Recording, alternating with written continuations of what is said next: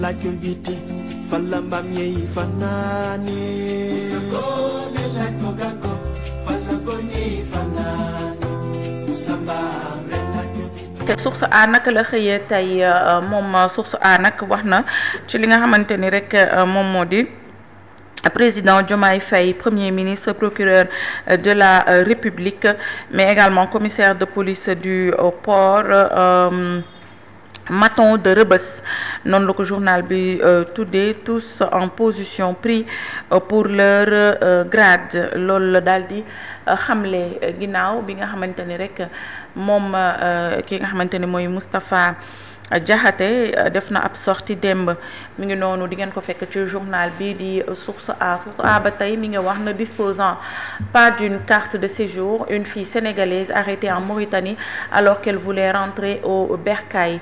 Sa famille inquiète, moom nag amul carte de séjour mais dafa bëggoon a ñibbisi ci lañu ko daal di jàpp. mu ngi tudd Marie Socé Dia, mère de la compatriote arrêtée. moom Marie Socé Dia mi ngi wax ma fille voulait juste rentrer définitivement au Sénégal à cause de ces histoires de carte de séjour. Elle a tenté d'expliquer aux policiers mauritaniens qu'elle voulait rentrer parce qu'elle ne dispose plus de documents pouvant lui permettre de rester là-bas. Mais elle a été interpellée et amenée avec les autres dans un camp à l'entrée de la ville. Outre ma fille, 8 personnes, dont des femmes, ont été arrêtées ce mardi vers les coups de 10 heures. La ñu waxoon rek la ñuy waxaat moom mi nga xamante ni moom mooy yor affaires étrangères madame Yacine Fall xanaa yëgoo li xew Mauritanie non mais ñi ngi alerté, journaux yaa ngi bind, xale yaa ngi def ay vidéo, ñi ngi envoyé ba léegi rien du tout. Mais taper sur la table quand même madame Yacine Fall nga dem xool lan moo xew Mauritanie nga yónnee ku amul carte séjour mu ñibbisi ci jàmm ak salaam ñu bañ leen a jël di leen dank ci ay camp di leen sànni di leen toroxal quand même. parce que diplomatie diggante Mauritanie ak Sénégal ratax na ne ñaawoon na nag ci jamonoy président Abdou Diouf ratax na defar nañ ko ba fii ñu toll nii président Bassirou Diomaye Faye ak son premier ministre def nañ fa séjour waaye nag nañ waxante dëgg il faut ngeen dem ngeen xam exactement li nga xamante ni moo xew sur le terrain ngeen mën cee def ay jéego. sénégalais yi nekk foofu sonn nañ quand même boobu ba tey journaux yi ñi ngi wax xale yaa ngi dugal ay vidéo mais rien du tout. madame Yacine Fall, ministre des affaires étrangères, ñu ngi lay interpeller ci cas yi, ñu ngi lay interpeller ci spécialement cas bii. dem leen Mauritanie quand même ngeen xam lu fa xew franchement.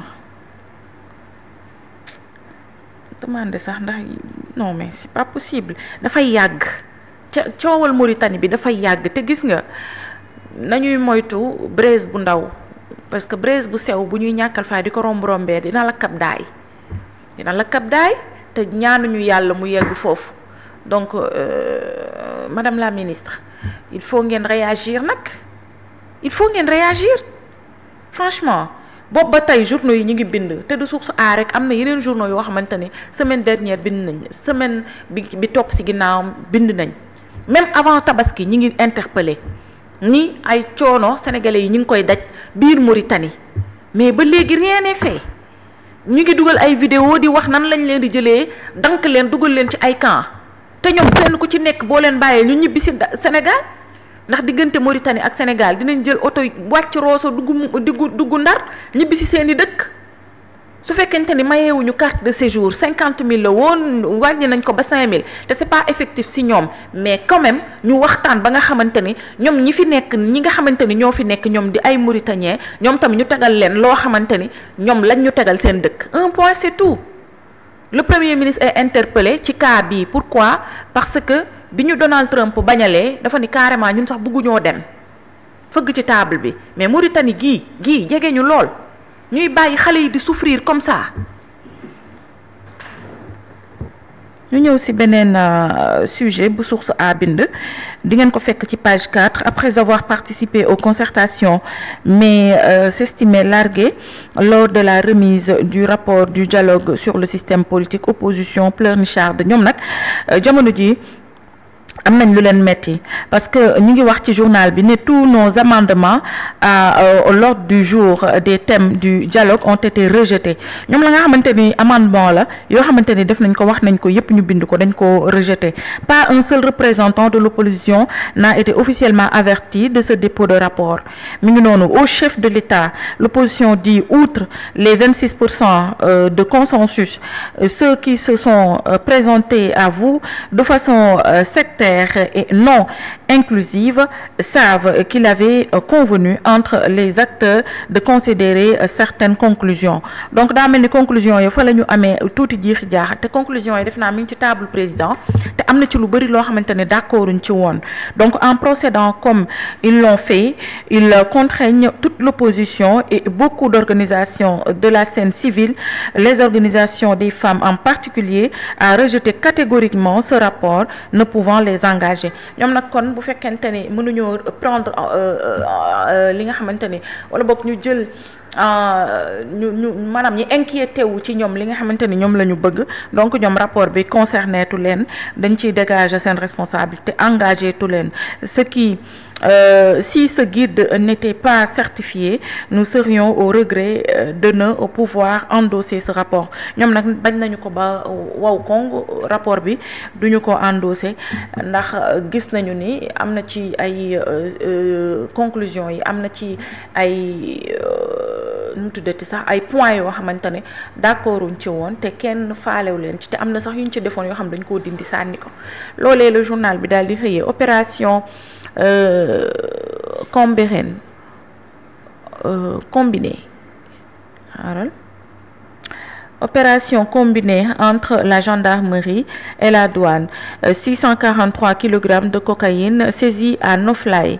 Ba léegi journal bi mi ngi ñuy wax rek ci wàllum Azer, affaire Azer AO Power, TAS traque 37 milliards. Thierno Alassane Sall, CHAN 2025, victoire du Sénégal face au Nigeria, les Lions prêts à observer ou conserver leur titre. Yàlla nañu ko yàlla defal bu nañoo am ndam torop. Ayca ñu ñëw ci beneen yéenekaay ginnaaw Source A. Le quotidien de Madiambal Diagne, après sa sortie de prison, Moustapha Diakhaté rentre dans l'arène. Ces gens sont pires que des gougnafiers. Ils sont ignorants. Sonko a raison de dire que Diomaye manque d'autorité. Il reste au procureur 998 mandats de dépôt pour me faire taire. Laay laay la lu waa papa yaa wax lii papa ndox ma la woon nga noppi papa waxuma la woon ñun sénégalais yi dañ la fee bëgg nga yàgg fi. Aywa ñu dem ci beneen yéenekaay ginnaaw le quotidien de Madiambal Diagne. Rewmi mi ngi wax Rewmi quotidien, administration sénégalaise, CDG sont mieux payés que Sonko et Diomaye, 5 millions de francs CFA par mois pour les DG de l'ARTP, ADE et Ageroute. Les DG de l'ARMP et de l'ADPME touchent 4 millions par mois. Ils gagnent plus qu'un ministre dont le salaire est 3 millions. Waa mani yow da nga cee fàtte boole xanaa waa ji Kayta 7 millions yi da nga ko fàtte xanaa xalaas juróom ñaari millions lay laal par weer boole ko carte bleue da ngeen a fàtte loolu boole leen waale ko ci. Voilà aywa ñu dem ci beneen yéenekaay. Les Échos mi ngi ñëw ci rencontre avec l'APR et d'anciens députés. Barth et Thierno Bocoum jettent les bases d'un large front de l'opposition pour faire face au tandem Sonko Diomaye. Mu ngi wax tamit fraternité wala fariñente lii lan la. Pas de conseil des ministres aujourd'hui. Waa dañoo jël vacances di loolu jarta bind sax xam lay xam nañ ni ña ngay vacances. Renvoi devant la juridiction de jugement l'affaire Jérôme Bandiaky devant la chambre d'accusation le 18 août. Le procureur contre l'ordonnance du doyen des juges. Le magistrat instructeur avait renvoyé Bandiaky et Sakorika et ordonné un non-lieu pour Bathiba. affaire Jérôme Bandiaky chambre d'accusation le 18 août la ñu ko fay daal di taxawal ndax procureur nag dafa defoon li nga xamante ni dafa àndul woon ci ordonnance bu doyen des juges bi nga xamante ni dafa daal di renvoyer Bandiaky ak Sokoriba ba pare daal di bàyyi bàcc ba defal ko non-lieu total loolu nag ànduñu ci donc chambre d'accusation le 18 août fa la ñuy dem taxawi mission commando à Madrid Thierno Sall sur les traces des 37 milliards du projet Azer AE Power. Thierno Alassane Sall au siège mondial de la banque Santander et au congrès des députés. Une enquête politique, technique et éthique. Je poursuis les investigations pour qu'il soit dit à quoi et sori na ma de vraiment sori na ma ñu dem ci beneen non à quoi cet argent a servi ou qui a bénéficié. Ok ñu dem ci beneen yéene kaay min déema ko zoomal bokki nu mu tuddati sax Sidi contrat minier et pétrolier, les griffes de l'État. Le Premier ministre dévoile les premiers constats du comité de renégociation des contrats vers une deuxième réforme majeure des codes pétroliers et miniers. Au moins 10 ans, Ousmane Sonko, nous ne sommes pas à une dynamique d'avoir un code dissuasif, mais nous ne voulons plus d'un code permissif. C'est ça, hein? Code permissif. Alors, merci beaucoup Sidi. Alors, nous sommes ginnaaw enquête. Nous avons Sud Quotidien. Sud Quotidien mu ngi ñëw ci révision des contrats pétroliers, gaziers et miniers. Sonko droit dans ses bottes mu ngi noonu mën naa nekk parce que Ousmane Sonko à l'atelier stratégique relatif à l'évaluation des codes pétroliers, gaziers et miniers. Nous ne sommes pas pour des codes dissuasifs, mais non pour ceux permissifs qui font gagner à tout le monde sauf au peuple sénégalais. waaw nanu ko xoolaat kay waaw ñoom ñëpp am ci ñun ñu bañ cee am xoolaat leen lépp mën naa ne ñu dem ci beneen yéenekaay ginnaaw Sud Quotidien. On a Walf Quotidien, conclusion du dialogue national sur le système politique. L'opposition dénonce un passage en force. Elle parle d'un document inachevé et non consensuel. Loolu le journal bi daal di xëy wax. Pastef, procureur de la République, Moustapha Diakhaté revient à la charge. Le bilan de Pastef se résume à la clochardisation de la République. La ilaha illallah. Ils ont créé un monstre. Ils ont créé un monstre. Yàlla baax na ñu dem ginnaaw Walf Quotidien. Yor journal Abdou Nguer nee na dividende minier 41 milliards de francs CFA en 2025, une hausse record de 126% grâce aux réformes du gouvernement. Loolu le journal bi xëy bindal ñi fi ne sous l'impulsion du gouvernement Sonko, les dividendes issus du secteur minier ont bondi à 41,4 milliards de francs CFA en 2025 contre une moyenne de 18 milliards entre 2021 et 2024. Une performance saluée comme un premier jalon du plan de redressement économique social. Di ngeen ko fekk ci journal bi nga xamante ni moom mooy yor de Abdou Nguer. Ñu dem ci beneen yéenekaay. L'Observateur. Seetlu woo dara ci L'Observateur Thierno. Gëj naa dugg ci politique complètement. L'Obs gëj na dugg ci politique je sais pas gëj na dugg ci politique maanaam def ko gros titre def ko kii da koy def ay kii yu ndawaan je sais pas loolu de la remarqué mi ngi noonu waaye ñoo yey Chimsex à Mbour, 4 couples piégés en pleine orgie à Saly. Cocaïne, chanvre indien et jeunes amants sous substance, les filles relaxées, les garçons sous les verrues. Mia Guissé et No Face, la tragédie intime du couple Mabo. Gis nga coowal Mabo bi du kenn ku dul No Face. ñu baal ma nag Thierno Marie.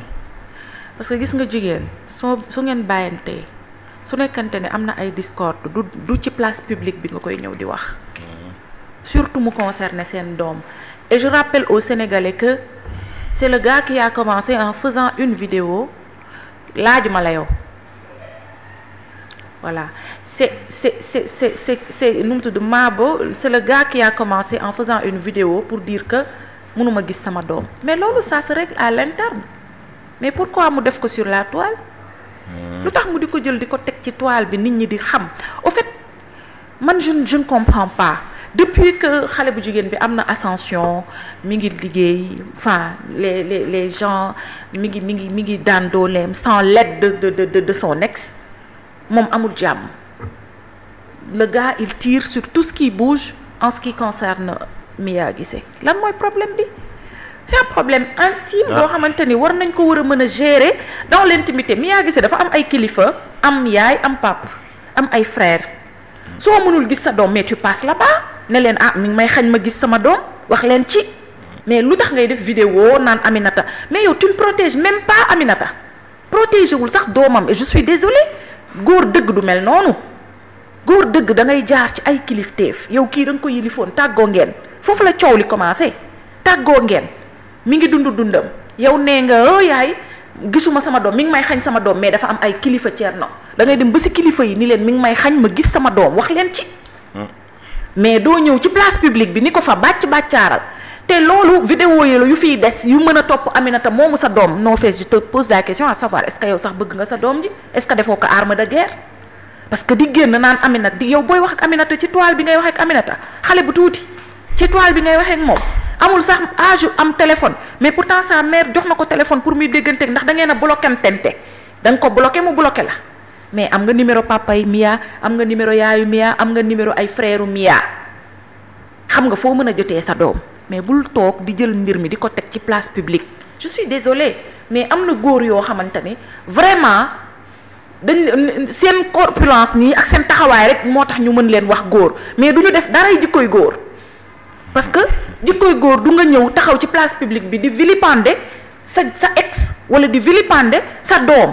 Parce que là ki muy vilipender sax du Mia de mais doomam xale boo xamante ni xamul dara nga taxaw naan ko mënuma la gis di ko mettre en mal avec sa mère et ces vidéos vont rester su àdduna doxee ba nga xamante ni lii na ñu jël vidéo bu fàttaliku ko moom est-ce que du am haine sax ci yaayam mais il faut arrêter la fille bi ñu nee salaamaaleykum mu dem Seneweb la njëkk a génn bi mu defee wayam bi. Man j'aurais bien aimé savoir lan moo tax sëyam mais ñett la def ne du ci wax musul toog ba wax ci No Face lu ñaaw musul toog ba raconter li mu dund ci sëyam dans l'intimité rek la ci ñi ci xam dara di génn di expliquer lii la doon daj mais elle n'a jamais dit lii la ma No Face def lii lañ jote ça veut dire que moom elle a tourné la page. waa ji moo tudd No Face. waaw No Face. waaw tur lan la sénégalais. non turu rappeur la. turu rappeur xam nga. Mais yow franchement yàgg sa verre yi may ñu jàmm daal. cas bi daal da ngay def spécial. entretien nga woo Daba ak Amina. mukk xam naa ñoom dinañ ci mën gën a détaillé. parce que man cas bi moom non cas bi man. dama koy topp xam nga lu tax ma topp cas bi Mia je l'aime bien. Ce n'est pas parce qu'elle chante bien wala elle s'habille man yooyu yëpp intéressé wu ma je l'aime bien parce que dafa relever un défi.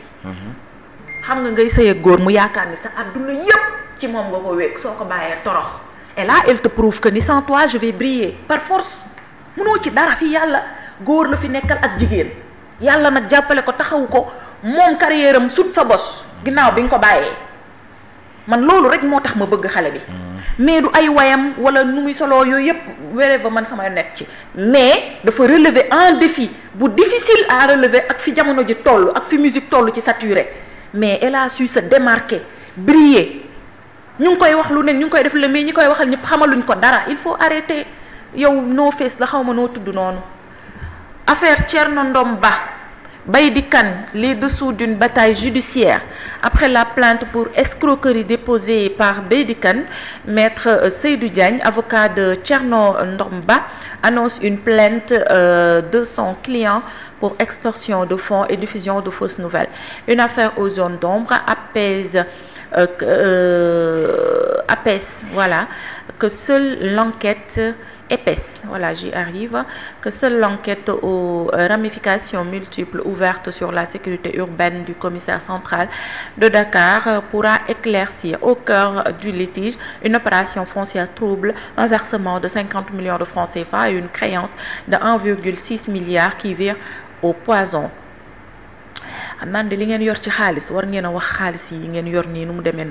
Lancement de la monnaie ouest-africaine en 2027. ECO a toujours été et restera une chimère. Lolu nak ci di ngeen ko fekk ci page 5 du journal L'Observateur. Ñu ñëw ci benen yéenekaay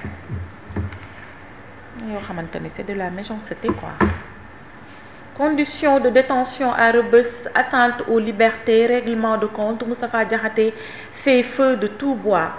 Ni non di ngeen ko fekk ci journal bi page 5 las loolu la xëy wax tension politique en vue. L'opposition rejette le rapport sur le dialogue national, dialogue politique ba rapport ba ca kaw table Diomaye ñoom bañ nañ ko ba wow koŋ ndax nee nañ la ca nekk engagé wu leen. Ñu dem si beneen yéenekaay man nag naka ngeen di demee dialogue ba ngeen def seeni conclusion ngeen génn si fépp ngeen ne ça s'est bien passé. On espère que di ngeen def faisabilité yi dina am rapport ba président jot ko yéen ngeen ne àndulee man jaaxle naa. Branchements illégaux massifs sur les réseaux électriques de la Sénélec. Fautal service SAR, la laverie de la fraude, des branchements frauduleux dans le réseau de la Sénélec découvert dans les points de la société situés dans la cité BCEAO Ouakam Zac Mbao, cité Alioune Sow Mariste Yoff ak waa ñi ñoo yabaate nag ba foofu yëpp. Le préjudice provisoire estimé à 682 578 549 francs CFA arrêtés sur place, puis placé sous mandat de dépôt. Le directeur général Mamadou Sarr, extrait de prison par la DIC pour la poursuite des investigations. Laverie nationale automatique. Quand on donne ça courant selon Libération te nag moom point ya sax dafa bari bese nu mu tuddati sax point ya nekk ci BCEAO Ouakam Zac Mbao al cité Alioune Sow Mariste Yoff Sacré-Cœur point E Fass Mbao Fass de l'Homme ak Saint-Louis foofu yëpp yaa ngi branché ci réseau mais am na fi de Thierno sàcc courant yàlla baax na. Alors, opération conjointe des douanes et de la gendarmerie, 643 kilos de cocaïne saisie à Rufisque. Alhamdoulilah. Le commerçant Ibrahim Sy lâche sur le marché plusieurs cartons de date périmés. Waouh. Arrêté par la gendarmerie, il se défausse sur un prétendu fournisseur. D'accord. Nous avons aussi benen yéenekaay ginnaaw Libé. Vox Pop, l'opposition participante crache sur le rapport et les recommandations qui en sont issues. La très longue lettre ouverte adressée au président Diomaye Faye di ngeen ko fekk ci journal bi di Vox Pop. Après un séjour carcéral de plus de 50 jours, Moustapha Diakhaté solde ses comptes et déballe ay bal la wax de. Alioune Tine plaide pour la candidature d'Amadou Lamine Sall à la francophonie. 643 kg de cocaïne saisie à Noflay, foofee ca Rufisque. Une convention APIX SICAP li ci des xawma lu mu doon de pôle industriel de référence la ñu bëgg a def APIX ak Zen waay yàlla baax na demal sa beneen yéenekaay. Tribune, journal Bougane Gueye Dany bi mi ngi wax le gouvernement rétablit la taxe sur le riz ordinaire vers une hausse du prix du riz. Jaañeen yi ak ñangeen yi di ngeen am problème de su loolu amee. Conséquence bu njëkk plan de redressement 10% de hausse sur le prix du riz brisé. Lan mooy conséquence yi tamit titre Tribune tam dafa mën a wax yu rëy. Thierno Alassane Sall lance la traque des 37 milliards jusqu'en Espagne. Mu ngi noonu après 50 jours de détention à la prison de Rebeuss. Moustapha Diakhaté défie le procureur Ibrahima Ndoye et attaque Sonko. mu ngi noonu moom Amadou Ba veut que les morts soient jugés. Encore une absurdité. Pastef loolu le journal bi daal di xëy Amadou Ba bàyyeegul ba tey yëf yi c'est en cours non aywa ñu dem ci beneen yéenekaay ginnaaw Tribune. Le Soleil national, évaluation des codes pétroliers, gaziers et miniers, l'État rebat les cartes mooy dëgg. Soleil loolu la xëyee tey jii ñu dem ci beneen yéenekaay ginnaaw le Soleil national. aywa l'évidence suñu dëkkandoo yi saisie record à Noflaye 643 kg de cocaïne interceptée par la banque et la gendarmerie. Renégociation de l'autoroute à péage, qu'attend l'État pour passer à l'action? Le journal bi daal di xëy fësal JOJ Dakar 2026. l'AIBD se mobilise pour le succès de l'événement. Yàlla baax na Magal de Touba, l'hôpital Cheikh Ahmadou Khadim mobilise un dispositif sanitaire exceptionnel, surtout ak taw beeg nawet bi nga xamante ni météo mi ngi wax ni semaine u màggal gi attention dinañu bari taw loolu la météo wax de semaine u màggal gi taw bi dina bari loolu la météo daal di xamle moom mën ngeen ko dem xooli foofu ci ANACIM. Réforme, innovation et conclusion, le CROUS dévoile ses projets phares sous le leadership de Fama Dia. ñu dem ci beneen yéenekaay ginnaaw l'évidence. aywa ñu wax ci sport point actu moom mu ngi wax CHAN 2025. Le Sénégal s'impose contre le Nigeria et prend les commandes du groupe D. mi ngi noonu CAN féminine 2025. les Lions toujours sans leur prime fay leen xale yi seen prime. Et nous passons à la dernière partie ou l'avant-dernière partie de cette émission.